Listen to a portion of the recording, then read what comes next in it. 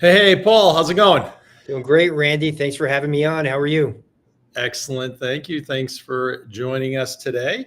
Everybody, this is episode 175 of Tech Sales Insights. Really excited to have Paul Salamanca on today. He is co-founder and CEO of the Top One Percenter Academy. And our title topic is coaching skills. So definitely looking forward to this, Paul. Likewise, and I'm happy that your background is a little blurry over your left shoulder there. I'm a huge Knicks fan. There you go. Yeah, The Celtics, do we have a basketball team here? The Celtics? I think so. Yeah, I think you set the bar pretty high, so we'll see. There you go. Any Knicks guys on the Olympic team? I don't believe so. We deliberately are resting our team for next year. Was that a rest or a rest? Rest. There you go. All right. So we're sponsored today by Humantic AI, who's the personality profiling sponsor of Sales Community, and is always brought to you by Sales Community. For those that are members, thanks. For those that are not, Tucker will throw on a free link. Lots of great content and resources available there.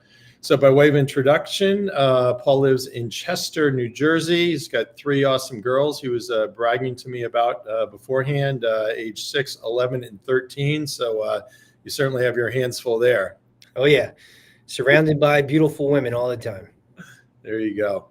And then we're trying to figure out how we first met. We think it was with Bill Hogan when you were at Security Scorecard, and we're doing some account mapping, I think, right?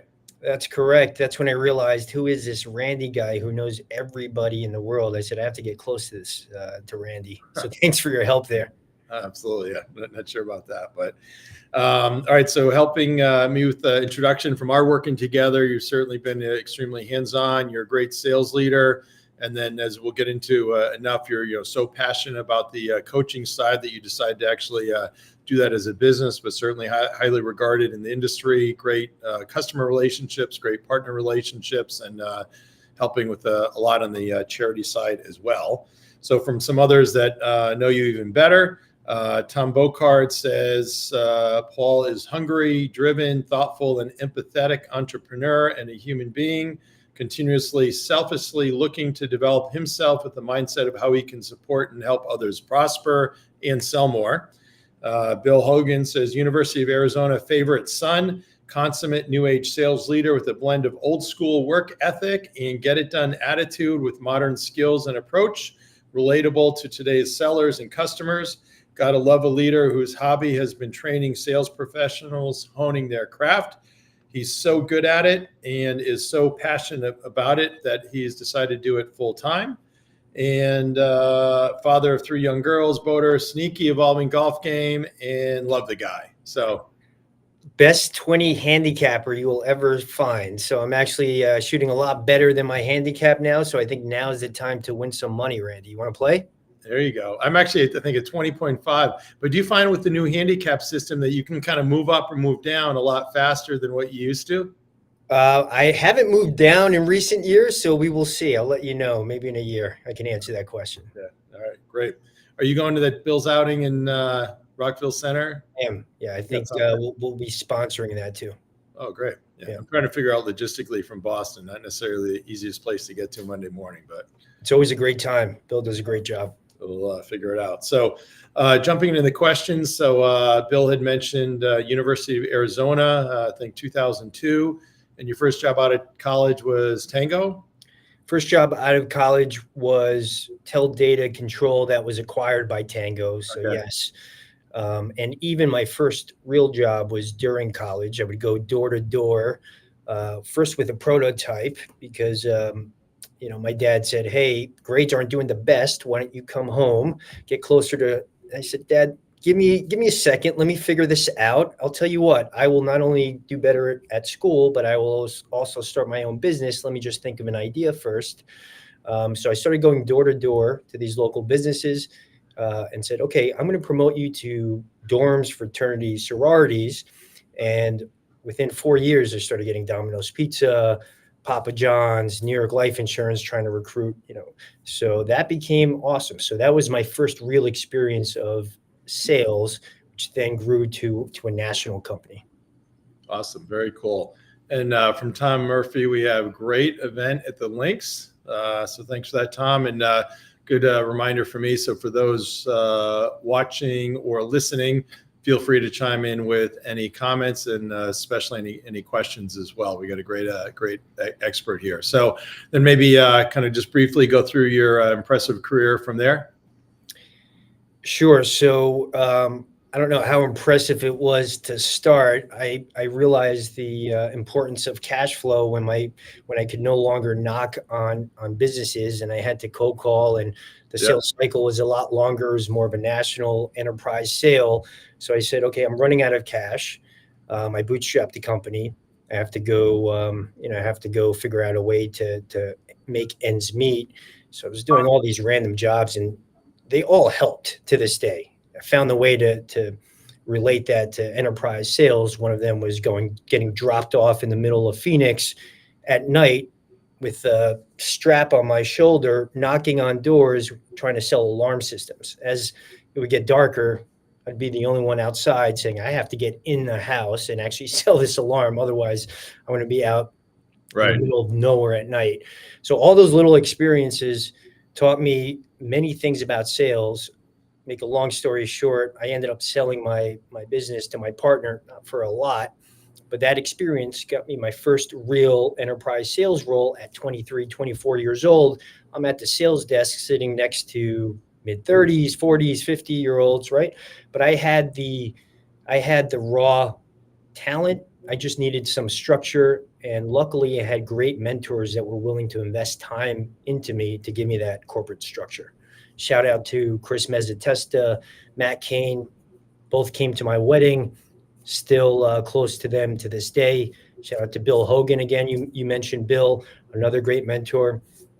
Prior to starting the Top Academy, I was Senior VP of Sales at Security Scorecard, helped take them from 22 million to 100 million in ARR within 3 years under Bill Hogan's tutelage. So learned a tremendous amount from Bill. And I know Bill is, I think, your mentee, right? You mentored Bill. Yes, back when he was a Cub Scout puppy. So small world.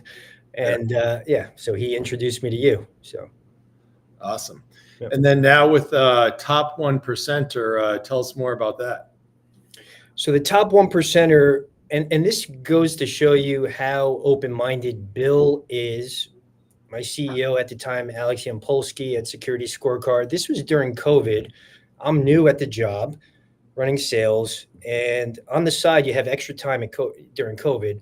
Tom Bocard and I said, hey, we want to do something a little bit different. There's all these salespeople are screaming to get coached, and they're not getting the proper coaching within their companies.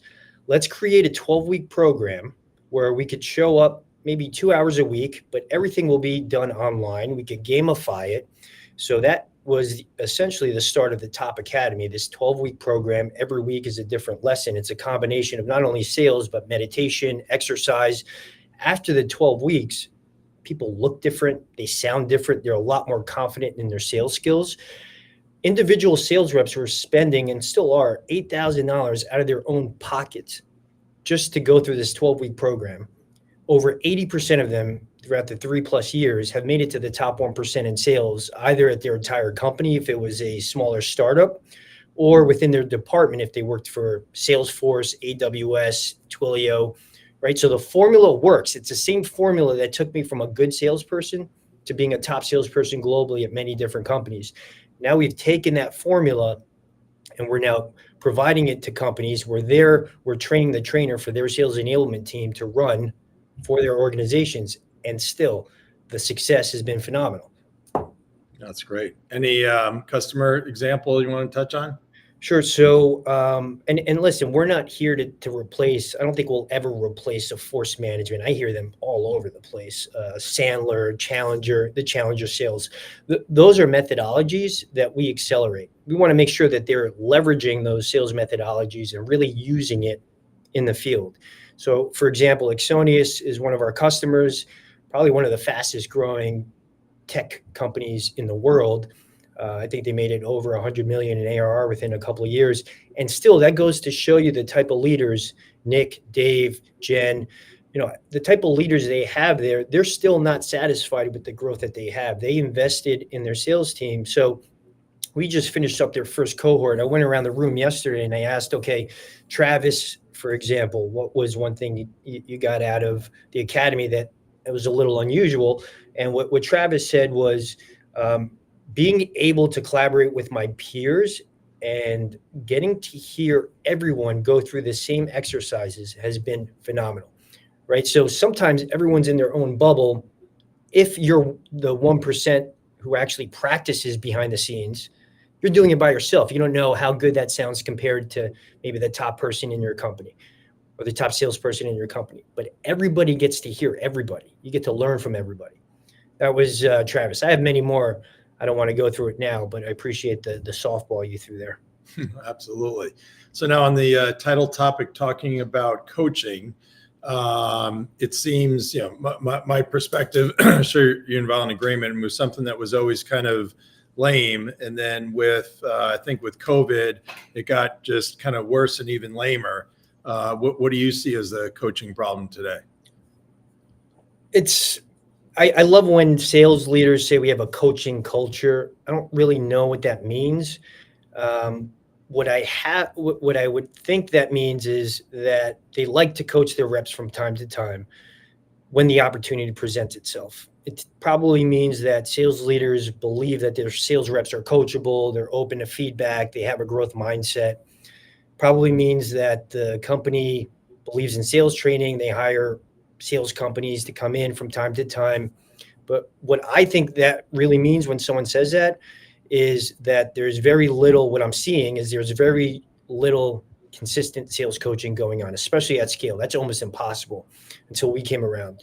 So, and it's not the sales leader's fault. The intention is there. It's just really hard to sales coach at scale for sales leaders and sales reps without taking them away from the field. So companies, they have great sales enablement teams. Some, but not all sales leaders are usually the best sales coaches. So there's a difference between sales enablement and sales skills coaching. But Randy, let me ask you, what's the number one priority for your sales leader? Your number. Your number. Hit your number. Number two priority, you have to make sure your roster is filled with people that are ideally fully ramped. And then if you have time, I'm going to go coach somebody. But everybody's at a different level. It's not like back in the day where I was driving around the Northeast with my sales leader, riding shotgun in between meetings. Trust me, I was getting a ton of coaching, especially for things that I could be doing better. But I'll tell you, Randy, at Scorecard, Senior VP of Sales, I try to implement some of these things. And I would say, okay, we're launching a new product. Here's a talk track. Next 2 weeks, or in 2 weeks, when we have this meeting again, I want to hear everyone's talk track. Right. You get back on the call, it's like they completely missed the message. So, okay, I'll say it again. In 2 weeks again, we're going to have this. It's just a simple talk track about this new product. 2 weeks we get on the call. Again, it's like they completely forgot. But they've learned or they've listened to the message. They're just not taking the time to really go and practice that messaging. They have so many things going on, right? So that takes a back seat. But what the Top Academy does is we make sure that they're doing the work, just like an athlete. Great. So from a leader perspective, what's a best practice around kind of time that you would say they should spend coaching? Time, that's a trick question, because I would go into a commercial about the Top Academy because that's one of our benefits, and I don't want to do that. But the way we position the leaders is we take that off their plate. We allow their sales enablement team to do that for them. So now during their one-on-one, they're in tune with that same lingo. They already know which reps need a little more work in what areas. So part of their one-on-one, they're using that vocabulary to double click, and it should take 5 minutes.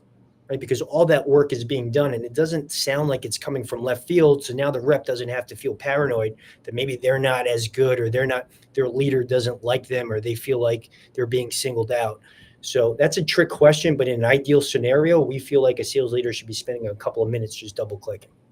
Yeah. And I guess I am, again, maybe, old school, but it's kind of like, you always take the opportunity to be coaching, right? So if you're under discussion, if it's a deal review, for sure, if it's a sales call, I mean, some of the things I'd always try and do if I went on a sales call and, you were the rep and I might think, okay, Randy's this big exec or whatever, but I always afterwards say, okay, do you have any feedback for me? And then be like, holy cow, I can't believe that, you're asking me for feedback, right? So they may or may not. And then that gives the entree to say, hey, can I give you some feedback? And they're like, okay. But by saying that, can I give you some feedback?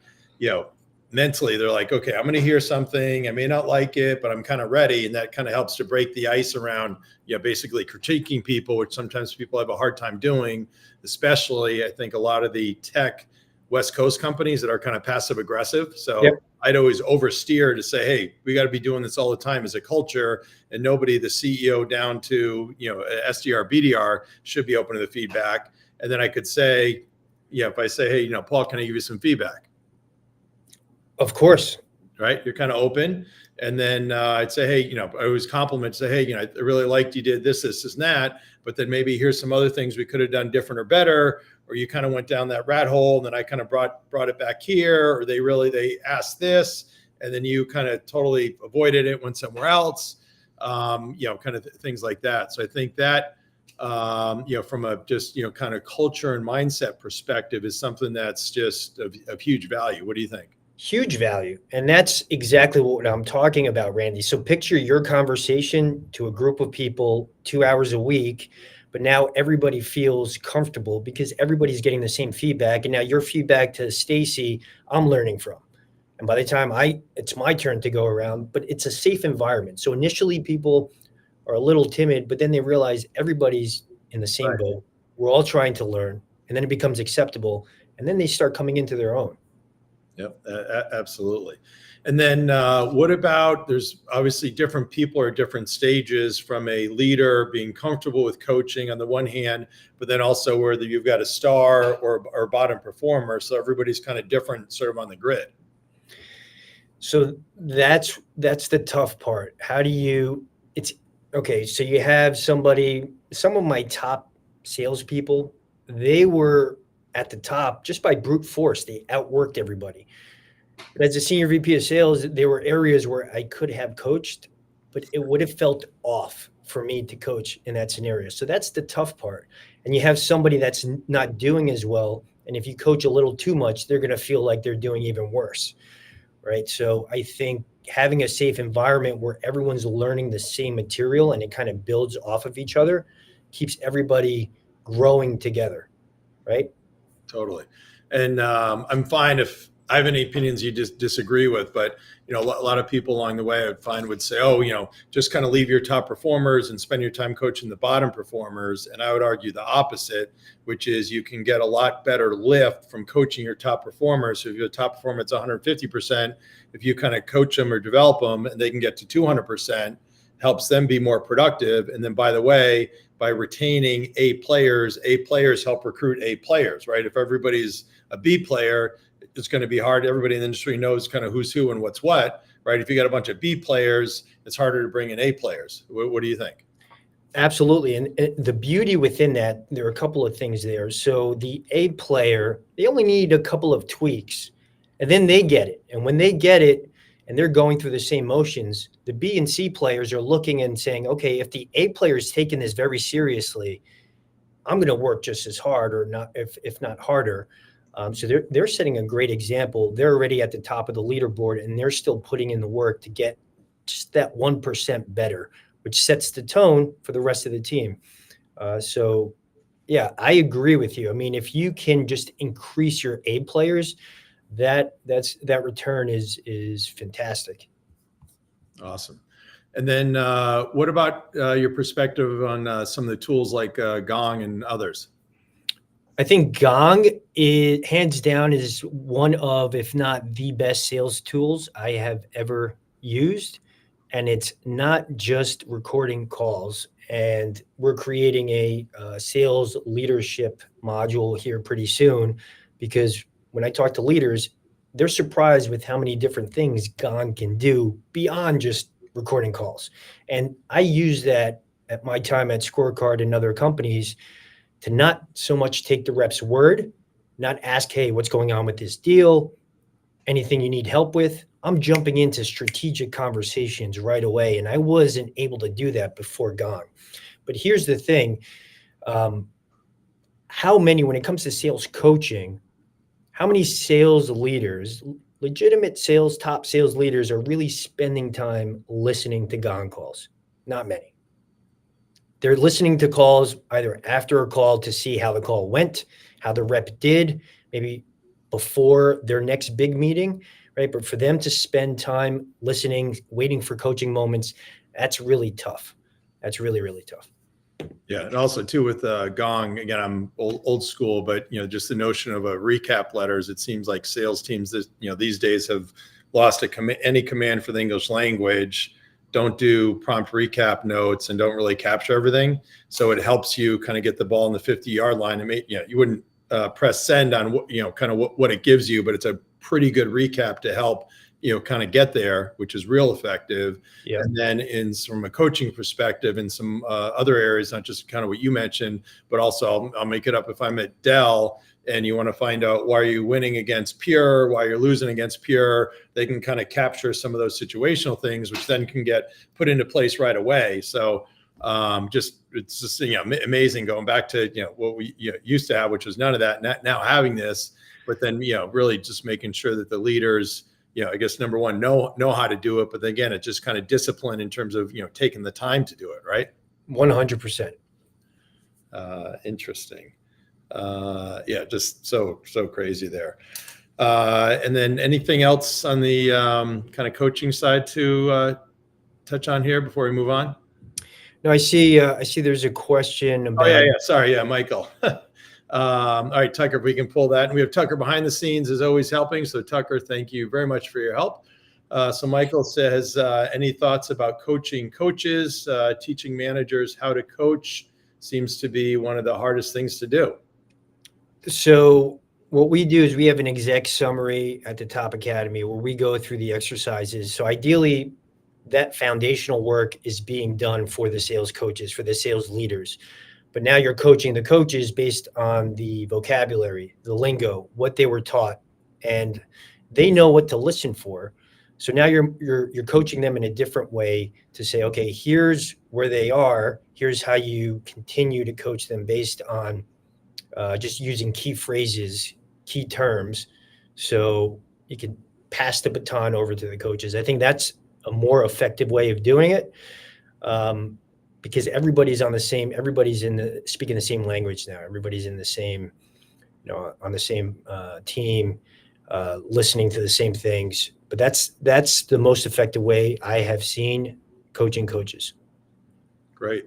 And then from a, I'll say up or out perspective, right? So if you've got those bottom performers, one of the best practices I would use would be, again, which is maybe awkward, and comes time of termination, and then half the time, leadership knows, or your manager's manager, okay, this person's kind of for lack of better words going to be fired, but then the paperwork is not usually always there, which is sloppy. So one of the things I'd always try and do is encourage people, if I'm picking on you, that say, Paul, we had this discussion, just I'm going to make sure I'm going to put in writing, here's just some of the things that you need to do to improve.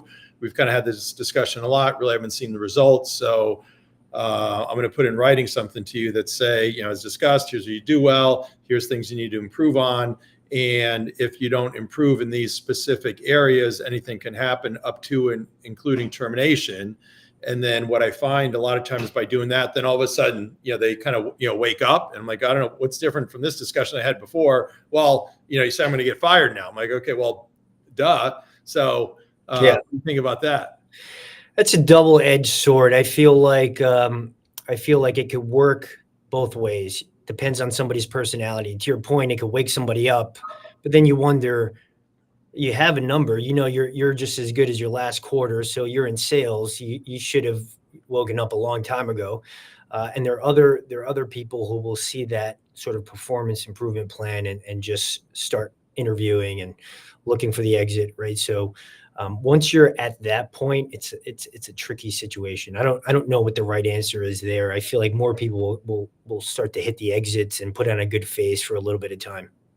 Which, if you're on the company side, sometimes can be a good thing, right? I would say, some of the best things is if somebody wants to vote with their feet, then that kind of relieves me as the manager of kind of having to go through that time and effort and energy. And if it's a small company, kind of the severance payment, which could be vital, right? If they go on their own, that could help. Yep. So that, likewise could be a double edge the other way, right? Yeah. And to your point initially, somebody does step up. That's great. Yeah. Absolutely. So you mentioned Bill Hogan before. Anything more specific you want to say about him as a mentor or other mentors that you've had? So I have so many great things to say about Bill. Bill, he's great with everyone he works with. But there were so many things behind the scenes that no one ever taught me too. Just the, looking at headcount, the numbers, how to run a business behind the scenes. And the thing about Bill that I enjoyed is you showed up, and I don't know how people didn't know the answers to his questions. He has the same 4 or 5 questions every meeting he had, right? So not rocket science. I was really prepared, right? I just had to know my numbers and my business. But if you know that, and he sees that you're working and putting in the work, he's going to invest time into you. But if you show up and you're scrambling or not sure of what the answer is, that's a problem, right? So very disciplined. And I think I grew up that way. My high school football coach was very disciplined, right? So it kind of gelled with my upbringing and personality. Oh, great. And then another thing I was going to touch on before around the kind of development or termination aspect of things is you could have two different extremes, right? Somebody who gets a bluebird is not doing the right behaviors, and then you have somebody. So a bluebird is in maybe 200% a goal, Yeah. and then you have somebody who's doing all the right behaviors. They might be 80 or 90%. I would still lean in and coach heavily that person that got the bluebird, because I'll say, yeah, you're about your numbers, but you don't have the right behaviors. So those are kind of two different ways that you can kind of coach and develop. What do you think? And I think that's a perfect softball that I don't think you meant to do that, but we have optics into that at the Top Academy because we know their daily habits. Is somebody exercising every day? Are they meditating every day? And that tells us about somebody's discipline, how they're going about their day. When they weren't doing it before, we're laying out a plan. And now we see that they're doing that. There was somebody named Steve who went through the academy when our first cohort, and he was looking for a new job. I actually saw him every morning posting that he was, even in the rain, didn't matter what the weather was. He was taking pictures of running by a gas station that wasn't even lit up yet. And I was like, this guy's work ethic is awesome. He doesn't sound as polished as everyone else, but I know he's going to put in the work. We hired him. It took him a lot longer to ramp up than most other reps. There was a moment in time where we could have parted ways, but I said, this guy will figure it out. I know he puts in the work. Fast forward 2 years later, he's one of the top reps. He's still there, one of the top reps at the company. Just took him a little bit of time, but without those optics, it was a crapshoot. Yep, absolutely. Great example for sure. And a lot to be said for work ethic. How do you find the work ethic? Again, I'll say old school, but kind of these days it seems from a lot of CRO friends I talked to has kind of fallen off, and also a tough thing to lean on from a coaching perspective. The work ethic. Can you rephrase it? Yeah. So the work ethic, I would argue, is, from what I hear of CRO friends, is kind of less than what it used to be. And then also culturally, it's difficult now versus what it used to be able to talk about that, saying, hey, you got to be working more. I mean, look at let's go bring it back to high school football coaching, or even coaching in general, any sport. It's becoming difficult. Everyone's so sensitive, what to say, what not to say. I don't even think, we used to do doubles or triples. I don't even think you can have a kid run around the field if they show up late. So that's a bigger issue. And that's one of the things that we work on. So if you're not showing up prepared, that's obvious. So you're almost putting pressure on the rep in front of their peers to show up prepared. Otherwise, they won't look the best, right? So it almost forces them to step up. And that's one great thing that we do is not everyone's going to be like that. You give someone a platform, a challenge, many people are going to rise up to the occasion. That's not the time to slack. And ideally, you're doing that for 3 months. That becomes a new discipline, a new habit. Absolutely. And if you take a look at there's probably, 20 to 50 different attributes of things that you really want to coach for. If you kind of had a laundry list, what do you find are maybe the top 2 or 3 things that really need the most improvement and can really move the needle the most in somebody's output? That's a great question. It's tough to coach for this, but resilience, mindset. So that's what I love about sales. You work with a sales leader or a sales rep on a deal that's going sideways. One of our deals is $12 million. It was supposed to close on a Friday. On a Wednesday, one of my VPs tells me that it's not coming in. There's no way it's happening. I don't accept that answer. There's still 2 days left. There's ways where we could get creative. And you can tell in that moment when that other person on the other side has that same mentality and will work with you to figure that out. And we ended up getting the deal done within those 2 days. Or I've seen other salespeople who just start pointing fingers. And that's tough to interview for. That's tough to coach. But that's still something that you can help somebody work on. Right. What's their self-talk? What's their discipline? Yep. Have them prepared for things not going well. That's just part of life. So when things don't go well, one of the things I say, like right now, I could have a family member that's in a coma. I could have things that are going on in my life, and you would have no idea because I truly believe in the perfect outcome of every situation. I just know it's one moment in time that's leading me to a better moment in time because I've prepared myself for those moments in time. Absolutely. I violent agreement. I'd always say, how you doing? Right. Okay. Or good or whatever. Like, no, it's great. Right. Great. Especially if you're face to face, your handshake, I'm doing great, positive, right? Somebody that you're selling to, they want to be with the winner. They don't want to be with some, mope. Right. Right. Which is amazing. How many times, and, even with, I'll talk to some student groups or, where they're kind of different executive people. I mean, half the time the handshakes are just so lame. And like, okay, that's the first domino in terms of what somebody's going to judge a book by your cover, right? Eventually you got to be, kind of have your act together, but it's like, that's the first thing, right? So you want to get out of the starting gate strong. And so many times just that, kind of just, mopey lameness is just such a bad way to get started. And do you want to buy from somebody that's just trying to sell to save their job? Or do you want to buy from somebody that's about to hit their annual quota in Q2 for the 4th year in a row? I want to be with winners. Buyers want to be with winners. That's a reflection of their company. So when you have your entire sales team showing up with that attitude, it makes a huge difference. Genuine, sincere, authentic. Yep. For sure. And we have Humantic AI that has is kind of the old disc profile system, but on steroids and automated, and you can go into your LinkedIn and kind of match up the profile and how you are. So for me, I might be hard charging. So then if there's somebody that's kind of not that way, then I have to intentionally kind of take it easy and kind of slow down. Do you get involved in any of the kind of personality profiling or have any thoughts around that? I'm very familiar with Humantic. Excellent job you should be doing that as a sales rep in general, but it just makes it a lot easier using Humantic. And you have to know who you're talking to. Before, it would take a couple of minutes to figure out, okay, what's this person's personality like? But you don't need to waste those minutes. You could, right out of the gates, to your point, know who you're talking to. Yeah, there's so much you can do with kind of research beforehand here. And speaking of the man, so Bill Hogan says sales leaders should be flocking to Paul to outsource or augment their sales skill set development needs. So pretty good shout out there. I think he is flying back from Black Hat. So Bill, don't forget you said you're going to call me later. Anyway, now moving on here, kind of on the sales tool side, you mentioned Gong.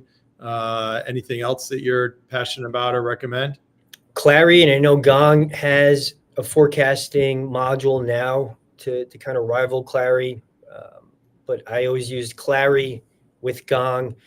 I know things I used to do within Clary, within the forecast, you'd see all the deals that were in for the quarter. What I'd do with my sales leaders to say, okay, how many of these deals actually have legs? You don't have to forecast. Don't worry about me holding your feet to the fire, but how many of these deals really have legs? And then I'd star all those deals. So now I can see what the entire universe is for the quarter.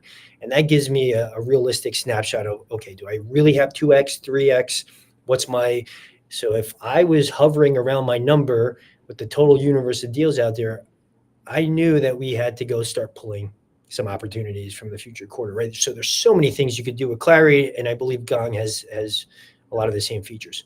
Yep, Gone, Clary, Aviso, also his other ones. But again, just amazing these tools. And I think back to the old days when we had kind of the spreadsheet. I mean, just automating all this is just crazy. It is awesome. So I used to my best expect worst. It used to be down to the penny, depending on what Right. deals would slip in and slip out.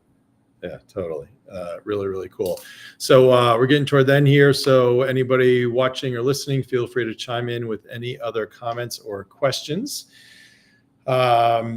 So on the sales skill side from a rep, also it seems like cold calling is kind of a lost art. Right? Oh, I don't like to do that. I don't want to do it. We all grew up. That was the kind of first domino in sales.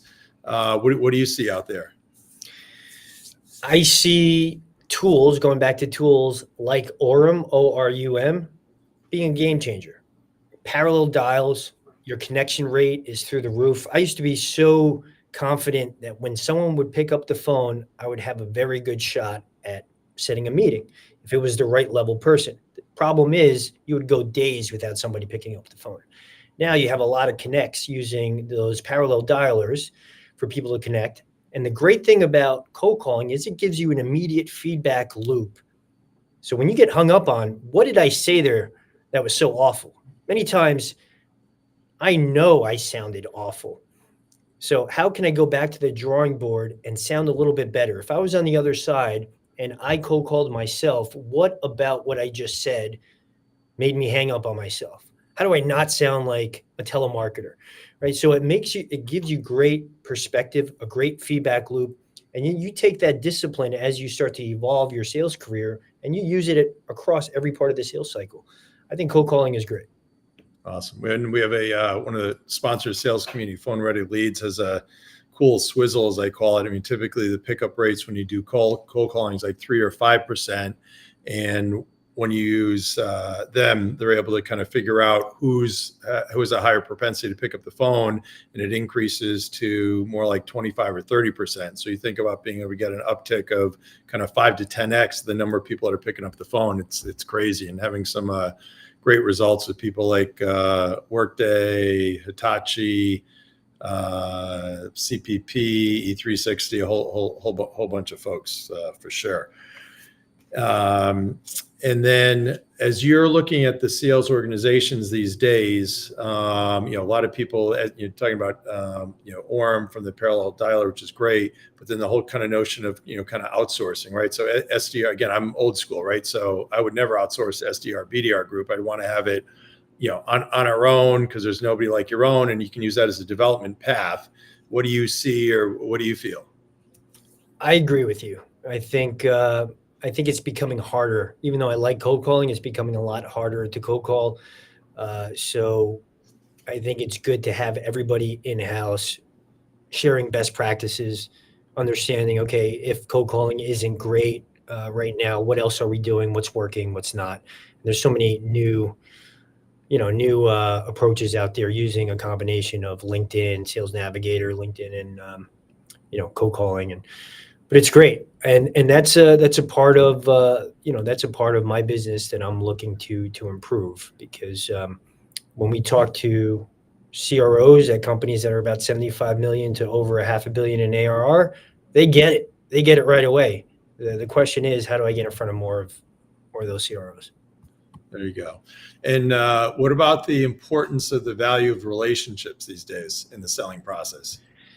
I think because it's harder to get people to pick up the phone, a lot of our and many other companies are tapping into the network. And someone like you, Randy, that's how we met, right? With Bill, we sat down with you, and I was like, holy shit, how many people does this guy know? Who is this guy? And you knew everybody, right? So every C-level, and it was great. So having more Randys out there makes it a lot easier. Yeah, I don't know, for sure not everybody. And I was looking at my thing, Yeti here. And did you ever meet Dave Knorr? Oh yeah, Yeah. Yep. So Abner, I guess is Abner Relationship Bank, but shout out. He's got he's probably the PhD on kind of relationships and several books written, and he's got an automated tool now, which next time, Tucker, we should have a link that we can put on there. But again, it seems like something pre-COVID relationships was kind of on the top 10 list of things that you do, and now with Zoom and people almost being afraid or not wanting to do face-to-face sales calls, kind of that whole relationship thing kind of is starting to get lost. Ken Doherty, who's a good friend at Dell, says, know me, like me, trust me, right? Yep. So, when things get tough, are you there for people? It's not just trying to sell to them, but having that relationship. And then if the person moves on from somewhere else to somewhere else, great. Are they, gonna, get that meeting with you because you have some fancy business card from a big company, or if you're at some startup, are they going to meet with you, right? So Noor was my executive coach. Noor came onto my podcast, which, by the way, Randy, you still have not come onto my podcast. So let's do a home and home. All right. Let's do a home and home. Yeah. And then Noor also showed me the technology. I thought it was fantastic because it really flushes out. Okay, you have 1 million LinkedIn connections. Do you really know this person? How well do you know this person? And maybe you had a great connection with this person, but when was the last time you truly reached out? So it kind of reminds you to keep those connections tight. Yeah, absolutely. So time flies here when you're having fun. So at the end, I always like to ask for people that know me from maybe a Randy story perspective, if there's any PG ones you want to share. So let me think about this. I think it was 2 years ago now. We went to your house at Beaver Creek. You had the executive summit, right? And I'm not the best skier.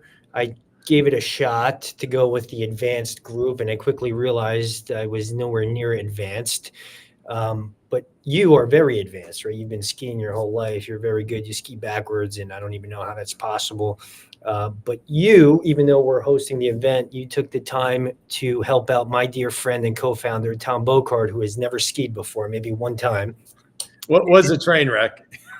It wasn't, though, right? So it was either you were a great instructor, or he's a phenomenal athlete too. So maybe it was a combination of the two. So I ended up meeting you and Tom, and I was watching you help Tom, and Tom was doing great, but I respected you because your entire event was going on, but you're spending time and being so patient with Tom. I said, that's a leader, man. This guy is a leader, and I respected that.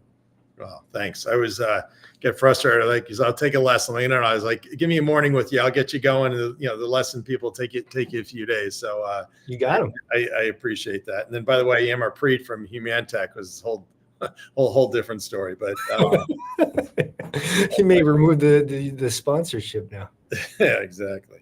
So anyway, Tucker, thanks for your help behind the scenes. Again, for those that are member sales community, thanks. And Tucker, if you want to put a link up for the book, I've got a book called Your Go-To Sales Advisor that did during COVID. That was great. Upcoming guests that we have, Dave Kronk, who's SVP at Tricentis. Title topic there is building and running international sales. And then speaking of Tom Bocard, coincidentally, we have him August 21st, and his title topic is selling to net new accounts and markets. So everybody, thanks so much. Paul, you've been awesome. Everybody have a great rest of the week, and good luck selling more. Thanks so much.